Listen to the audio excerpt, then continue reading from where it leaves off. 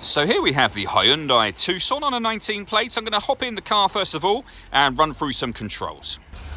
Just briefly before we climb in to run through some controls, I think it's well worth seeing the back of the car from this external point of view. As you can see, we have reversing sensors, loads of boot space.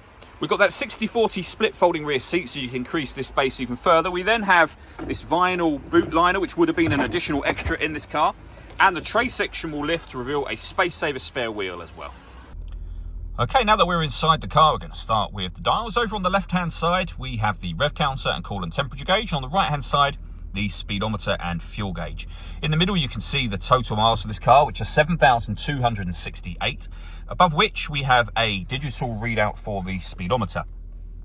We're kind of on the driving data menu at the moment, so you can change that information for various bits of trip computer, fuel economy, back around to the beginning again, and you have other menus available to you as well. Satellite navigation, vehicle systems and user settings, and the buttons that you need to use to operate those are here and there. We've also got cruise control and speed limiter over that side as well, and then on the left hand side we have stereo and phone controls.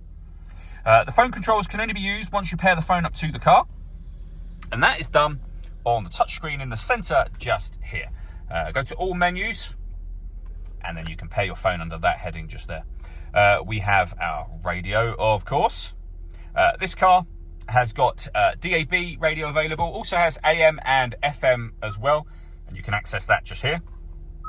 If you want to listen to your own music, you'd go to the media setting just here, and then you can connect via any of the ways that are shown on the screen, and they include Bluetooth audio, so you can stream your music wirelessly. You can also see we've got Android Auto and Apple CarPlay, depending on what kind of phone you have, of course. You can also see this car's got satellite navigation. There's a full video showing how the sat-nav works on our website and YouTube channel.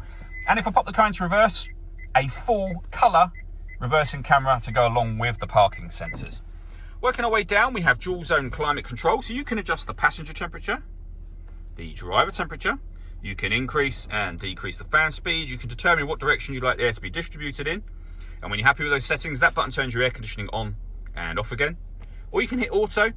The car will now maintain the temperatures you asked for by taking control of the fan speed and the direction of the air.